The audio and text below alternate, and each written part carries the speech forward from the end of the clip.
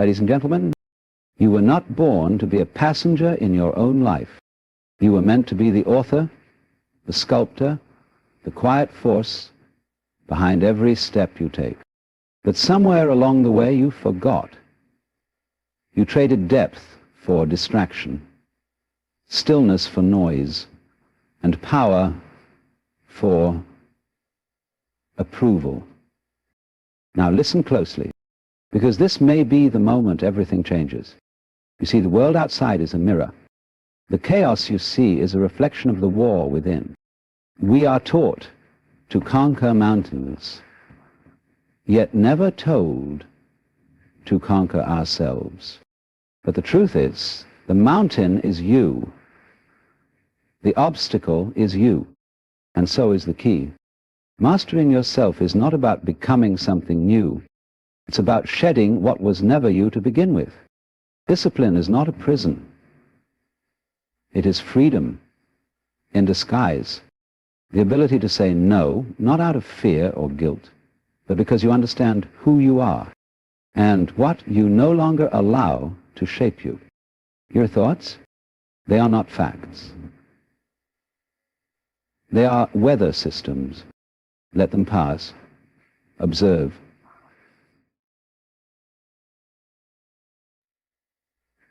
Don't drown in them, because the one who sees the thought is not the thought. And in that space, you rediscover your power. Emotions will rise, anger, fear, jealousy. These are not signs of weakness, but messengers. Don't exile them, learn their language. Sit with them, ask, why have you come? And they will show you the place inside you that still needs your love, not your punishment. You were not meant to react to life. You were meant to respond from presence. Stillness is your weapon. In a world screaming for your attention, silence is your rebellion. When you no longer need to prove your worth, when you can walk into a room whole and unshaken, that is self-mastery. And let's speak of pain. Everyone runs from it, but it was never your enemy. It is your teacher dressed in fire, because nothing awakens your soul like being brought to your knees. And from that floor, the only direction left is inward. The true master is not cold. They are aware. They do not need to control others, for they have already faced the wild beast within. And once you've made peace with that beast, no one can scare you again. The art of self-mastery is not about becoming invincible. It is about becoming intimate with your vulnerability, your chaos, your shadows, and walking forward anyway. Fully awake, you want power? Learn to sit with your urges without acting on them. You want freedom? Detached from needing to be seen, understood, or praised. You want peace? Take control and embrace alignment. And here's the secret. You never arrive at self-mastery, because it is not a goal, it is a way of walking, moment by moment, choice by choice. So the question is not, how do I master myself? The real question is, am I willing to meet myself completely, honestly, relentlessly, and from there build a life not based on what shakes you, but on what roots you? Because the final truth is this: when you master yourself, no one can ever own you again. You are both the sculptor and the stone. There is no greater illusion than believing your life is being shaped by forces outside of you. Yes, the world will offer storms, uncertainty, distractions, even pain. But those are only the chisels. The question is, will you let them destroy you, or will you use them to carve yourself into something intentional? The stone does not choose the shape it will take. But you are different. You are the one who can step back and ask, what am I becoming? Every decision you make, every habit you reinforce, every reaction you choose, these are the tools with which you sculpt the self. But the paradox is this: you are not only shaping the statue, you are the statue. And the only material you've been given to work with is you.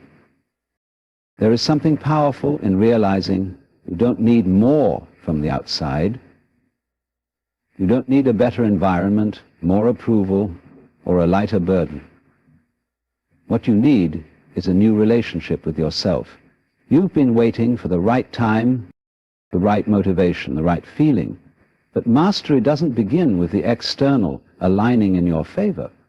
It begins the moment you take full responsibility for what you're shaping in silence, in solitude, in the unseen hours when no one is watching.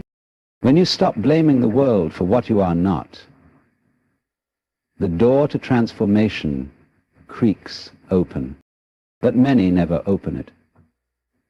They keep waiting for someone to carve their life into a masterpiece, a partner, a job, a teacher, a God. But no one is coming, and no one is supposed to, because the chisel has always been in your hand. And the longer you wait, the deeper the grooves of unconscious patterns run into your stone. You have to be bold enough to pick up the tools, to face the roughness of your own edges, to strike into the surface of your fears, your laziness, your distractions. Self-mastery requires this raw honesty. Looking in the mirror, not to admire, but to refine. You begin to ask, where have I let the world shape me? Where have I chosen comfort over clarity? Where have I allowed my softness to become weakness, or my strength to become armor? This kind of self-inquiry is not gentle, it's not comfortable, but it's the beginning of becoming someone you can respect, not because the world applauds you, but because you know you're showing up for yourself. And when you show up enough times, you begin to notice something else. You are not just the sculptor. You are also the space in which the sculpting occurs, the observer, the presence that notices when you're about to act from fear instead of wisdom, the one that watches the chisel move and then decides to move it again, more deliberately this time. This is the subtle art of self-mastery. It's not loud, it's not public, no one may even notice it at first, but inside you feel it. A quiet strength, a groundedness, a knowing that whatever comes, you are not at the mercy of it. You are in process. You are shaping. You are becoming. You realize this journey isn't about becoming someone impressive. It's about becoming someone integrated, someone aligned, someone who has carved away the excess until only the essence remains. That essence, that silent presence behind your eyes, behind your thoughts, is the real you. And the more you chip away everything that is not that, the more powerful your life becomes. Pick up the chisel, examine the stone, and begin the work. Not someday, but now. Because there is no greater art than becoming fully, consciously, and deliberately yourself. And no one else can do it for you. Discipline is not suppression, it is conscious direction. Most people mistake discipline for something harsh, something rigid, something that steals joy from life. They associate it with punishment, with limitation, with rules that choke the freedom out of existence. But this is a complete misunderstanding.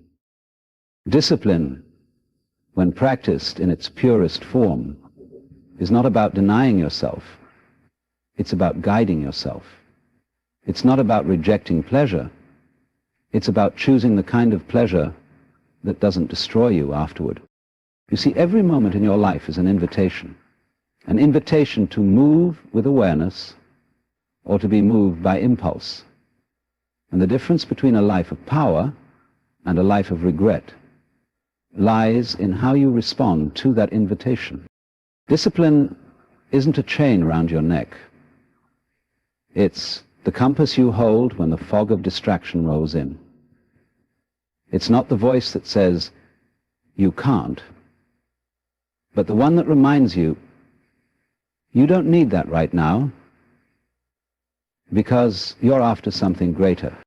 The real essence of discipline is choice, not forced behavior, but chosen alignment. It's when your actions begin to match your values, when your daily habits begin to serve your long-term vision, when you no longer act to satisfy the emotions of the moment, but to honor the person you are becoming. Let's be clear, the world is not neutral. It will not sit still and wait for you to become your best self. It will pull you in every direction. It will tempt you with shortcuts, distractions, dopamine hits, and easy escapes. And if you do not have something solid within you, a sense of direction, you will drift. You will follow whatever feels good now, only to wake up tomorrow asking, "Why do I still feel empty?" That is the cost of undirected living. Discipline is the act of remembering. It's remembering what truly matters to you. It's the inner strength to say no to the thing that feels good now in favor of the thing that feels right later. Not because someone told you to, not because you're scared of failure or judgment, but because you've chosen your purpose, and now you're choosing to protect it. And make no mistake, direction without discipline is a fantasy. Anyone can dream, anyone can visualize a better life, but it is the disciplined mind that builds it brick by brick. A disciplined life is not the result of a single big decision. It is thousands of small ones, choosing to get up when it's easier to stay in bed, choosing to speak the truth when a lie would be more convenient, choosing to keep going when quitting would feel better in the moment. That is the path, that is the art. And here's the paradox. The more you practice discipline, the more freedom you actually gain. Not the freedom to do whatever you want whenever you want. That's the freedom of a child. No, this is deeper. It's the freedom from being ruled by cravings, the freedom from being enslaved by emotion, the freedom to live in alignment with your highest self, rather than being tossed around by the chaos of the world. Because if you are not disciplining yourself, something else is. Whether it's social media, unhealthy relationships, emotional reactivity, or fear, you are being shaped by something. The question is whether you are shaping your life on purpose or letting it be shaped by accident. Discipline is the reclaiming of your life. It is the quiet, persistent decision to guide your energy, your time, your focus, and not waste them on things that lead you further from who you want to be. It is a spiritual practice, not a mechanical habit. A declaration that says, "I am not here to live on autopilot. I am here to live with clarity." When you hear the word discipline, don't shrink from it. Don't think of it as something that limits you. Think of it as the force that liberates you, the tool that lets you carve a life of depth, integrity, and true power. Discipline is not about control, it's about care. It's how you care for your future self. It's how you show up with respect for your time, your energy, your potential. Because when you direct your life consciously, with intention, with presence, you don't just survive the world, you shape it. Your emotions are instruments, not enemies. They were never meant to be silenced, suppressed, or cast out like unwanted guests. They are not flaws in your design. They are messages. Raw, honest, sometimes uncomfortable, but always meaningful. Most people spend their lives at war with their emotions, thinking that mastery means never feeling too much. But that is not mastery. That is avoidance, dressed in control. Imagine trying to play a beautiful piece of music, but you refuse to touch certain notes because they sound unpleasant. The result would be hollow, incomplete, and devoid of soul. Your emotions are part of your human instrument. Anger, sadness, fear, joy, desire, each is a note, a tone, a vibration within you. To ignore them is to deny the full spectrum of your being, but to be ruled by them is equally dangerous. This is where the art of self-mastery begins, not in denial and not in indulgence, but in understanding. Emotions are signals. That's all. They rise in response to something, an unmet need, a forgotten wound, a violated boundary, a hidden longing. They are not the enemy. They are the evidence. The evidence that something inside you is asking to be heard.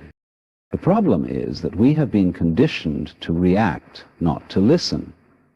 Feel anger? Lash out. Feel fear? Retreat. Feel sadness? Numb it with distraction.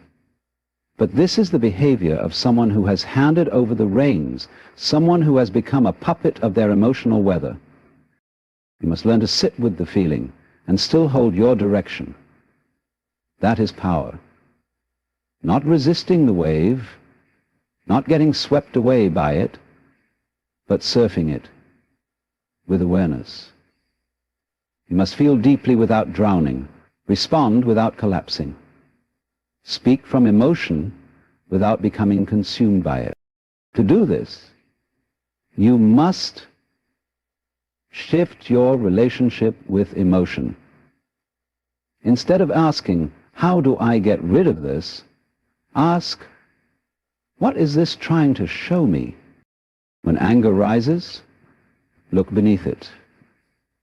Often it's not about rage, it's about pain, unmet expectations, or a feeling of being unseen. When fear grabs you, ask what part of you is trying to stay safe. When sadness emerges, it may be grief, not just for what was lost, but for what was never given. Emotions, when explored with gentleness and awareness, can become guides. They illuminate the parts of you that still need your attention, the parts you've abandoned, hidden, or denied. And here's the paradox. The more you allow them space to be felt fully, the less power they have to control you. Mastery is not being emotionless. It's being emotionally intelligent. It's knowing the difference between your immediate emotional urge and your deeper inner truth. It's being able to hold a feeling in your hands without letting it define your next move.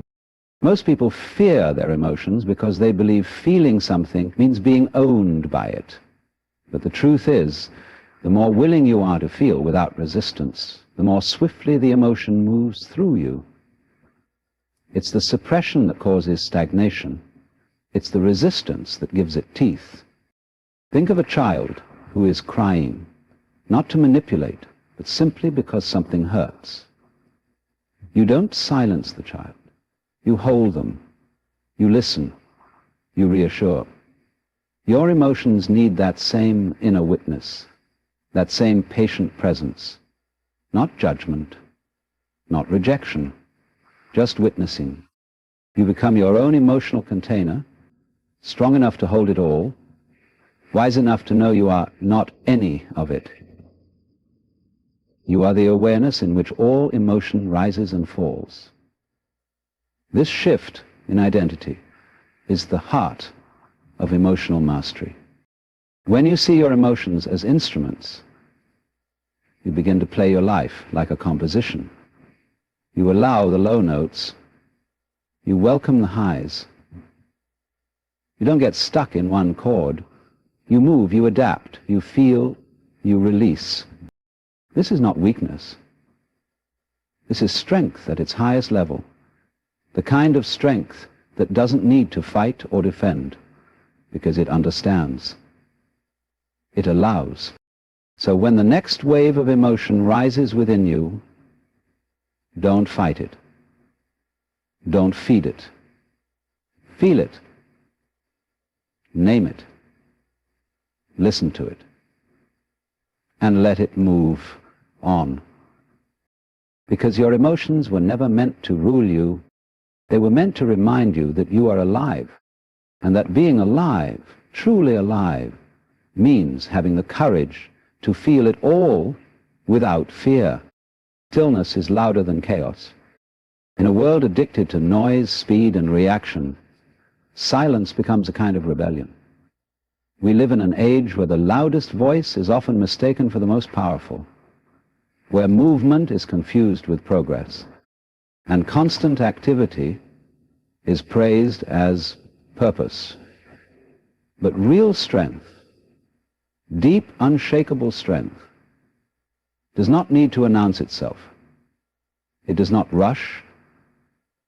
It does not beg for attention. It rests in stillness. And in that stillness, it becomes undeniable. Look closely and you'll see. The most powerful forces in nature move in silence. The tides rise and fall without fanfare. The sun sets without applause.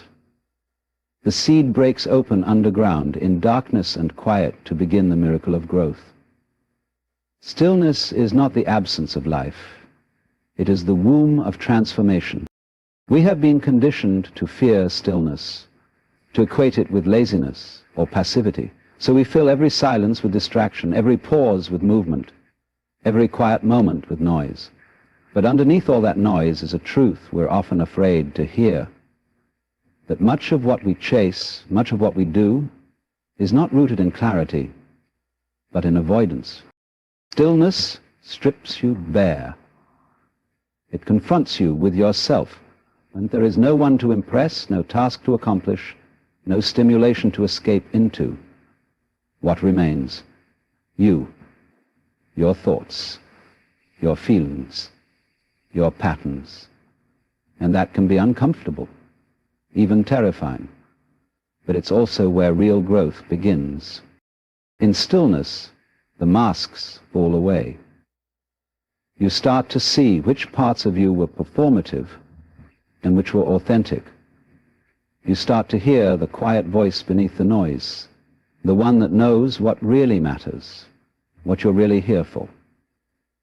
That voice is not loud. It does not compete for your attention. It waits patiently until you become still enough to hear it. Chaos, on the other hand, is seductive. It keeps you moving, reacting, distracted.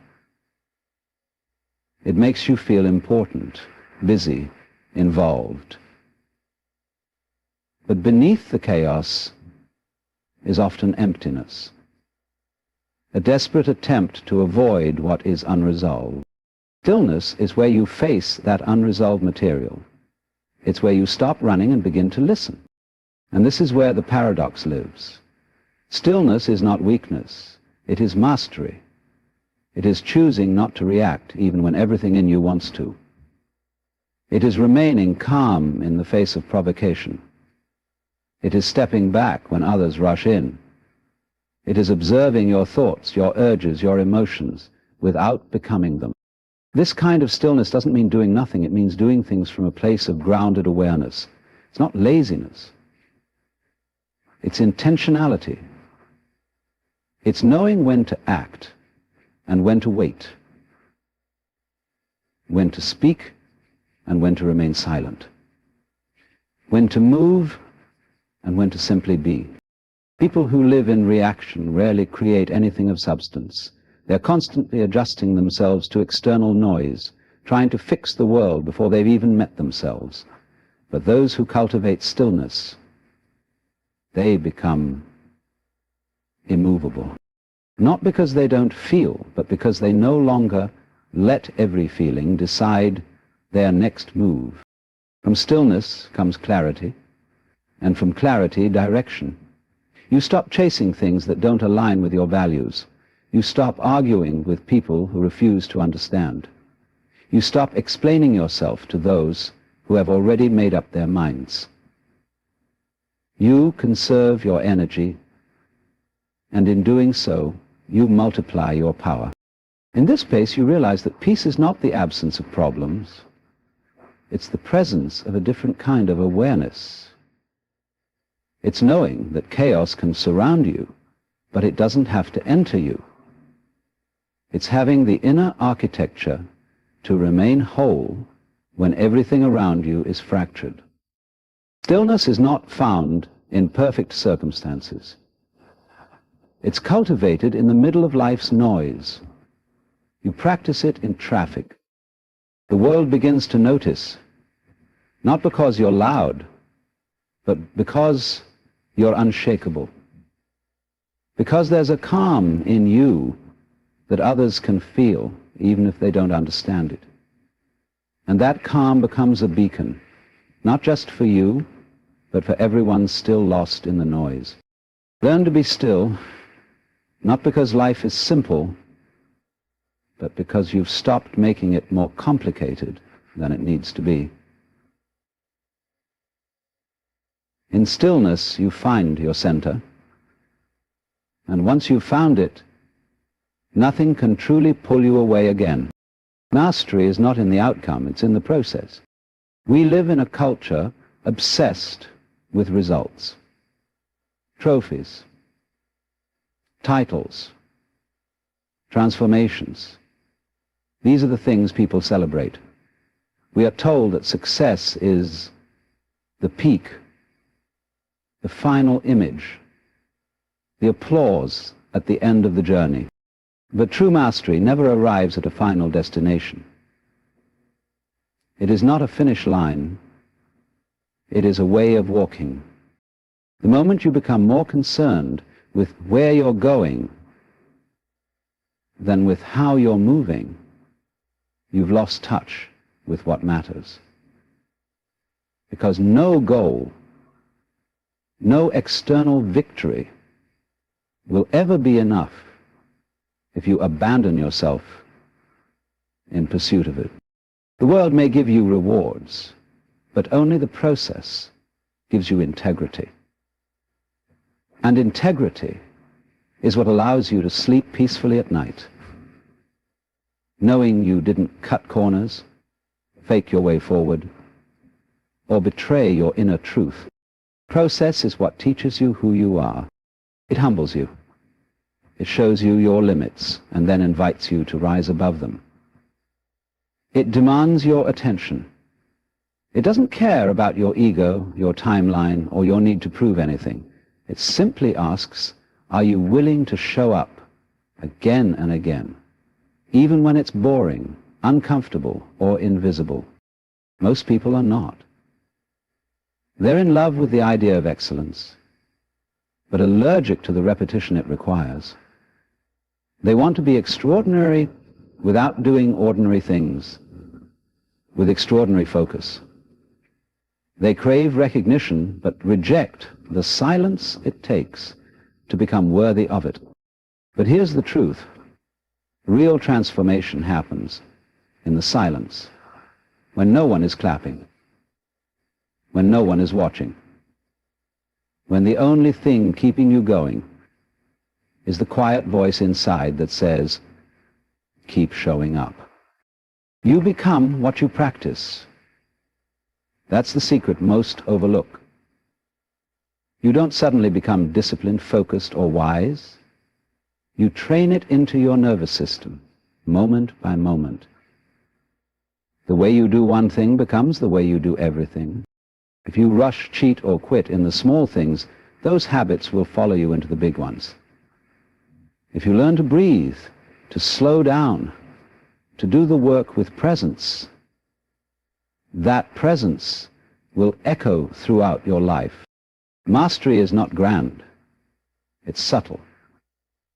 It's found in how you hold yourself while doing something repetitive. It's in the way you treat your craft when no one's around. It's in your willingness to keep refining, to keep learning, to keep falling in love with the process, not just the prize. Because what if the prize never comes? Would you still walk the path? Would you still train, write, create, build, speak, serve? If no one ever recognized it? If the world never gave you validation? That's the test of purity. If you only do it for the outcome, your motivation is fragile. It will collapse the moment progress slows or setbacks arise. But if you do it because the process is the reward, because the act itself makes you more alive, more honest, more whole, then nothing can stop you. Because your fuel isn't outside of you, it's in the doing. And something strange happens when you fall in love with the process. The outcome begins to take care of itself.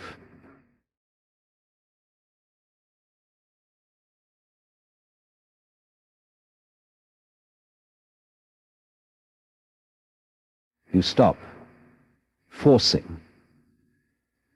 You stop striving. You stop manipulating. And from that place of quiet consistency, your work deepens. And your energy shifts. You begin to draw things in rather than chase them down. You become magnetic, not because you're trying to impress, but because there's a calm mastery in your presence. People feel it. They may not know why, but they sense the integrity in how you move, the alignment, the patience, the quiet confidence that comes from walking your talk.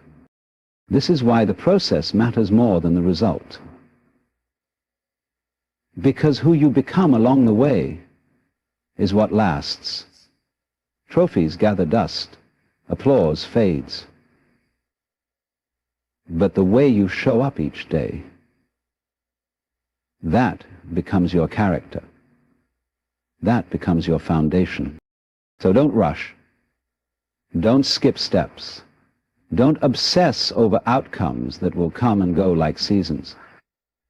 Learn to fall in love with the daily effort, the discipline, the repetition, the slow, steady rhythm of becoming. Because in the end, the result isn't what changes you, but the process is. And the person who masters the process masters everything. Awareness is the master key. You unlocks everything. Without it, you are not living, you are sleepwalking. You move through the motions of life, reacting to events, driven by old programs, unconscious patterns, and borrowed beliefs. You may think you're in control, but really, you're being lived by habits you've never questioned, assumptions you've never examined, and emotions you've never understood. Awareness is not thinking. It is not analysis. It is not the constant mental chatter that pretends to be intelligence. Awareness is the silent observer behind all of that noise. It is the space in which your thoughts, feelings, and sensations arise and fall. It is the clarity that sees without trying to fix, judge, or label. It is the presence that watches a thought come and go without becoming entangled in its story. And once awareness enters a space, everything changes. You may have been reacting with anger for years, but the moment you see it clearly, not just intellectually, but viscerally, it loses its power over you. You may have chased approval without even knowing it, but once you become aware of that subtle craving, it begins to dissolve. The light of awareness makes the unconscious conscious, and in doing so, gives you the one thing you truly need: choice. Without awareness, there is no real choice. You're simply running a script. You eat without tasting, speak without thinking, act without understanding why.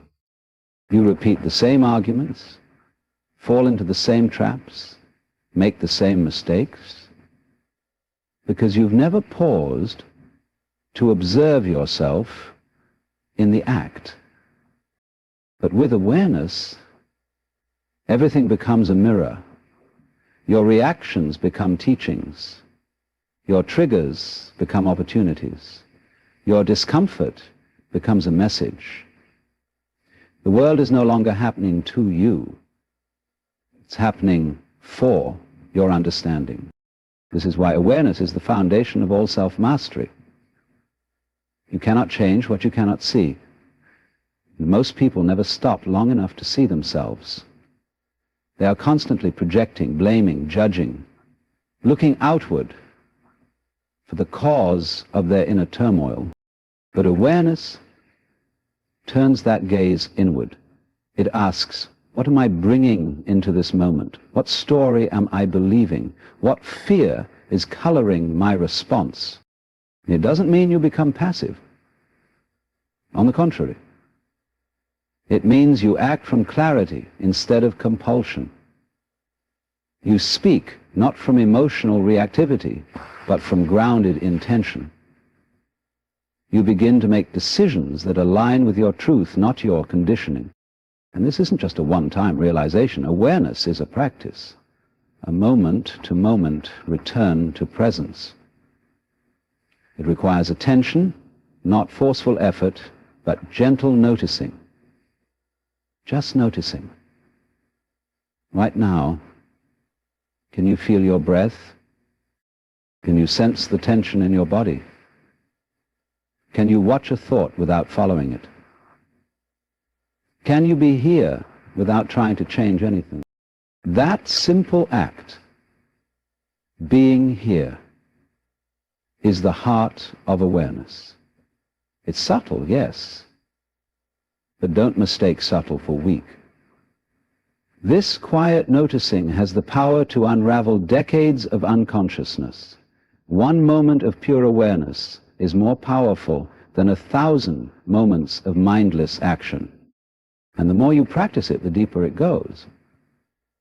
You start catching yourself sooner. You feel anger rising, and instead of exploding, you observe. You feel the urge to scroll, to escape, to run, and instead of acting, you sit with it. This space between impulse and action, that's where freedom lives. That's where mastery begins. Awareness also brings humility, because the more you see, the more you realize how much you've missed. How many of your choices weren't truly yours? How much of your identity was constructed on autopilot? But this is not depressing, it's liberating. Because if you built it unconsciously, you can now reshape it consciously. Awareness becomes a tool of rebirth. You stop clinging to the story of who you've been and start watching, moment by moment, who you're becoming. And you realize that you don't have to fight yourself into transformation. You just have to see clearly again and again. Because what is seen, fully seen, no longer controls you. Awareness is the beginning of all healing, all growth, all peace. Not because it solves every problem, but because it dissolves the illusion that you are your problems. It reveals that beneath every mental storm there is a still, clear sky waiting to be noticed. Practice presence. Sit with yourself. Breathe.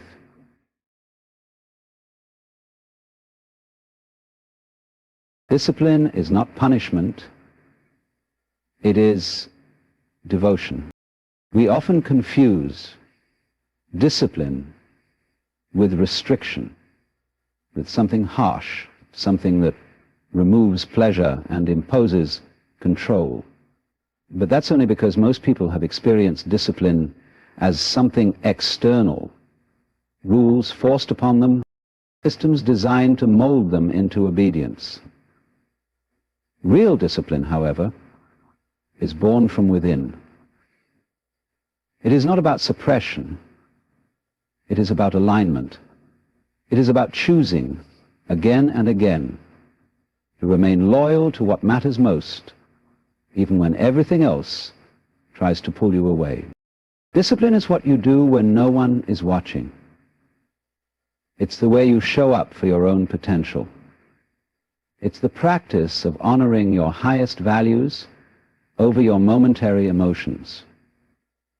Because there will always be days when you don't feel like it.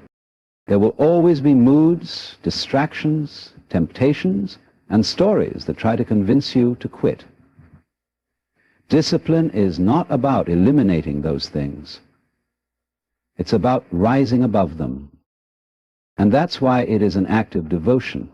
Not devotion to someone else's idea of success, but devotion to your own evolution. You train, you work, you study, you meditate. Not because you're forcing yourself, but because you remember who you're becoming. You know that every choice you make is a vote for the person you're shaping, and you choose to keep casting that vote, even on the days when it's hard. This kind of discipline is rooted in love. It is a form of self-respect. When you truly value yourself, you don't act in ways that betray your growth. You don't indulge every distraction, react to every feeling, or chase every comfort, not because those things are wrong, but because they no longer serve the vision you carry. There's a kind of silent power that grows in the one who practices daily discipline. Not a loud, boastful energy, but a steady, grounded presence. You walk into a room differently when you've kept your word to yourself. You speak with more clarity when you've shown up consistently for your mind. You hold yourself with more ease when you've trained your body, sharpened your skills, and faced your own resistance enough times to no longer be afraid of it. But discipline is also patient. It does not demand perfection. It expects failure. It sees it as part of the process. There will be days when you miss, when you fall short, when you don't live up to your own standards. And that's okay. What matters is not whether you stumble, it's how quickly you return. The disciplined mind does not wallow in guilt. It recalibrates. It gets back to work. That's the beauty of discipline. It creates rhythm. It removes the need for constant motivation. You don't wait for inspiration. You move with intention. You become less reactive, less emotional, and more anchored. You build systems that carry you, even when your willpower is low. And in that structure, you find freedom. Yes, freedom. Because the person who lacks discipline is a slave to their impulses. They are ruled by urges, by fleeting moods, by the chaotic weather of their own mind. But the disciplined person, they are free. Free from the constant pull of distraction, free from the cycle of regret, free to act with purpose rather than compulsion. And you start to notice something beautiful. The more you commit to discipline, the more energy you have. You stop wasting time on decisions that don't matter. You stop overthinking. You move with clarity. There's less mental noise because you've simplified your path. You know what you're here for, and you don't need to explain it to anyone. Discipline is quiet. It doesn't brag. It doesn't post about itself. It doesn't seek applause, but its results speak louder than any words ever could. It shapes your character. It forges resilience. It turns dreams into structures and intentions into outcomes. If you want to master yourself, don't wait for the right mood. Build discipline like a muscle. Train it daily. Start small, but be consistent. Keep your promises to yourself. Honor the rituals that ground you, and when you fall short, begin again without self-pity. Because discipline is not a punishment. It is a path. A sacred path to the strongest, clearest, most empowered version of you. And every step you take on that path is an act of devotion, not to who you've been, but to who you are still becoming. You do not rise by fighting the darkness. You rise by turning on the light. So much of our energy is spent resisting what we dislike, our flaws, our fears, our past, the chaos in the world, the people who misunderstand us. We think that if we wrestle with the darkness hard enough, we'll win. We think that if we fix every imperfection, silence every critic, erase every mistake, then finally we'll be free. Finally we'll feel whole. But that's not how it works. Darkness does not go away because you attack it. It dissolves when you bring in light. Light is not denial. It is not pretending that pain doesn't exist or that everything is fine when it's not. Light is awareness. It is presence. It is truth, held without judgment. It is the quiet power that enters a room and changes it, not by force, but by simply being there. You light up the room not by shouting down the darkness, but by becoming something so clear, so still, so radiant from within, that the shadows have no choice but to recede. Fighting darkness will only make you tired. You will find yourself in a constant state of reaction, always fixing, correcting, defending. And in doing so, you become entangled in the very thing you wish to overcome. You feed it with your attention. You make it part of your identity. I must conquer this becomes, this is who I am. And that is the great illusion, that your worth is measured by how well you battle your flaws, instead of how deeply you embody your light. You rise by remembering the part of you that is not broken, the part that is not afraid, the part that has always been whole, even when your mind was convinced it was shattered. That part doesn't shout. It whispers. It watches. It waits. And it is never absent. It is the light that never went out, only got buried under layers of noise and self-doubt. Your job is not to build the light, it is to uncover it. And how do you do that? By turning inward, not to analyze, but to listen. By becoming still enough to feel what you've been avoiding. By letting go of the constant effort to fix yourself, and instead choosing to see yourself clearly, without harshness, without blame. You cannot punish yourself into healing. You can only love yourself into wholeness. And love is light. The world will try to convince you that darkness is power, through fear, through control, through manipulation. But real power doesn't need to control. Real power is presence. It is the quiet certainty of one who knows who they are and does not need to fight to prove it. When you embody that, people feel it, they feel safer around you, they feel clear around you, not because you fixed their problems, but because your light reminded them of their own. You begin to change everything, not by dominating it, but by holding space for it. You don't need to attack your anger. You need to sit with it, breathe with it, let it speak. You don't need to silence your fear. You need to understand what it's protecting. This is the light. The ability to witness your inner world with compassion rather than condemnation. To hold even your darkest moments with the awareness that this too belongs, that nothing in you is so broken it cannot be held by love, and that love, that presence, begins to illuminate the path forward.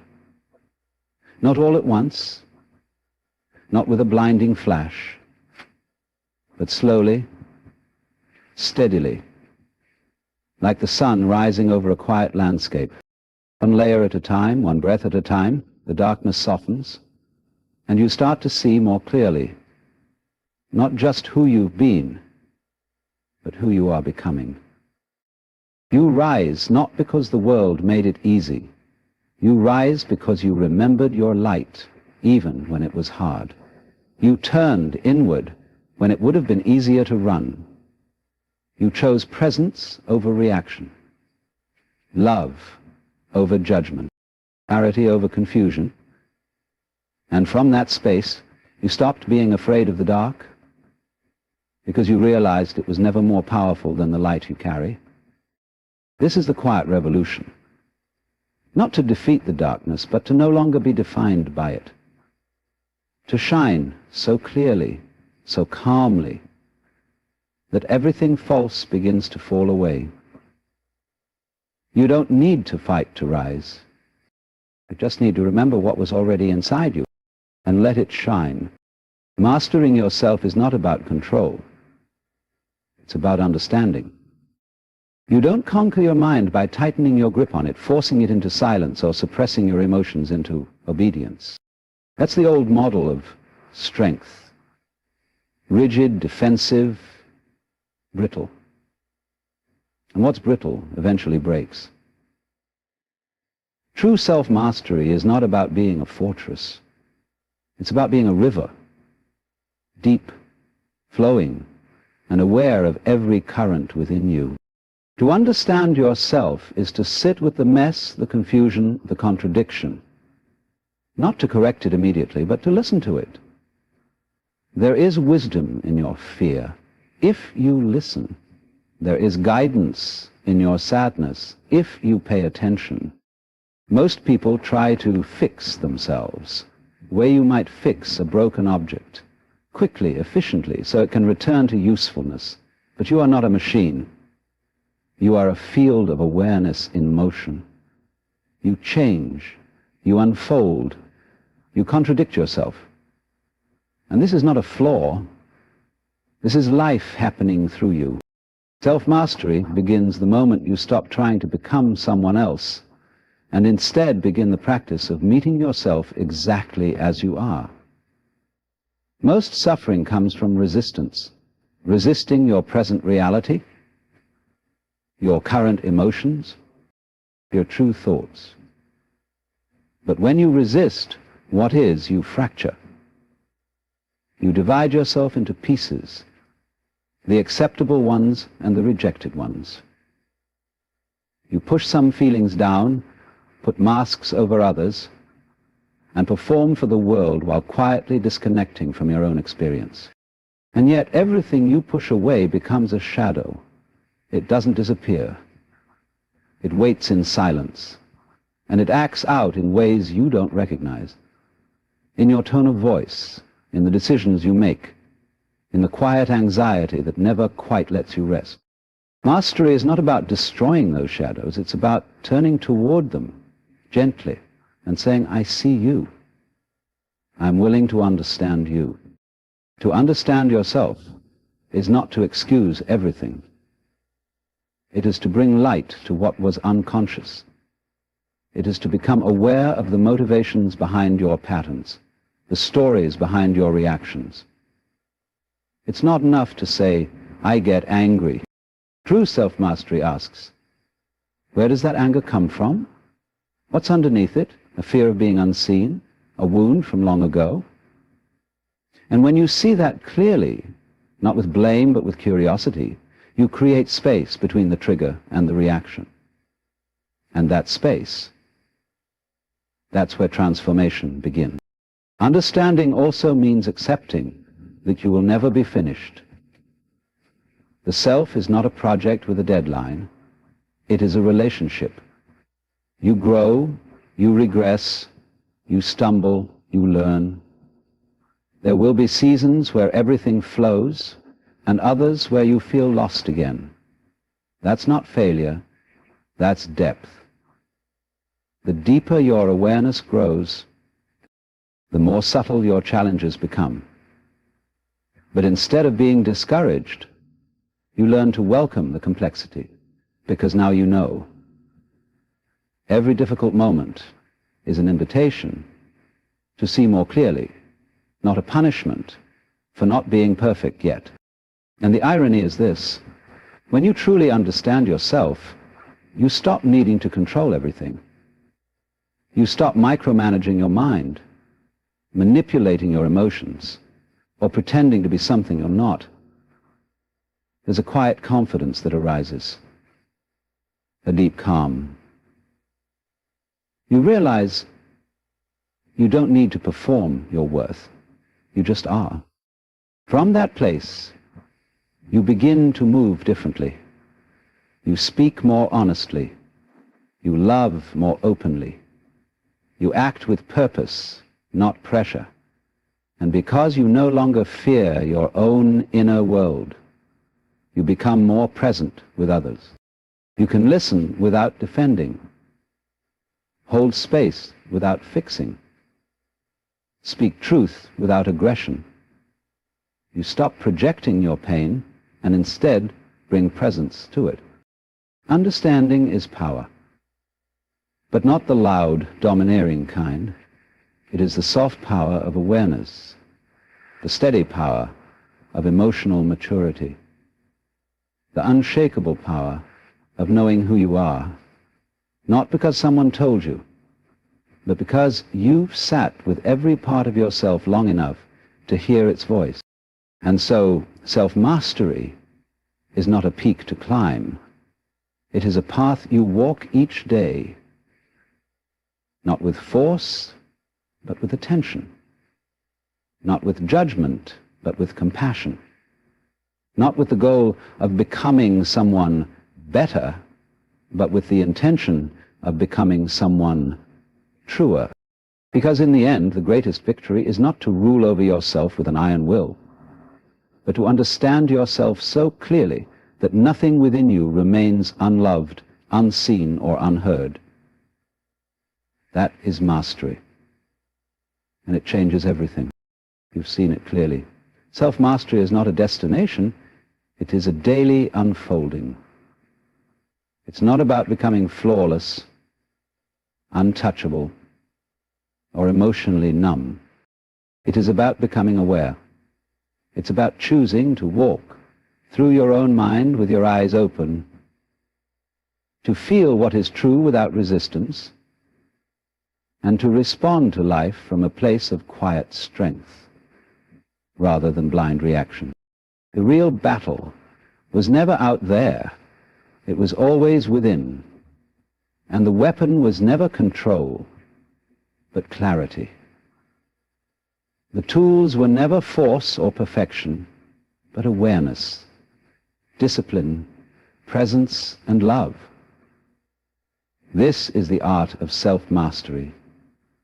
Not a war you win, but a harmony you learn to play. When you know yourself deeply, when you understand your patterns, when you stop fearing your own emotions and instead learn from them, a powerful thing happens. Your life stops owning you.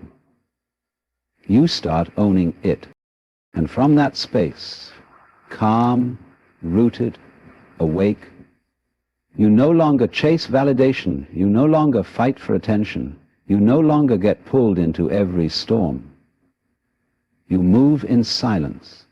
You act with purpose. You glow with a kind of peace that can't be faked. So don't rush this journey, don't force it, walk it slowly, return to it daily, and trust that the deeper you go within, the more you will rise beyond. Because the greatest revolution will always begin within you. And once you've mastered yourself, there is nothing left to fear.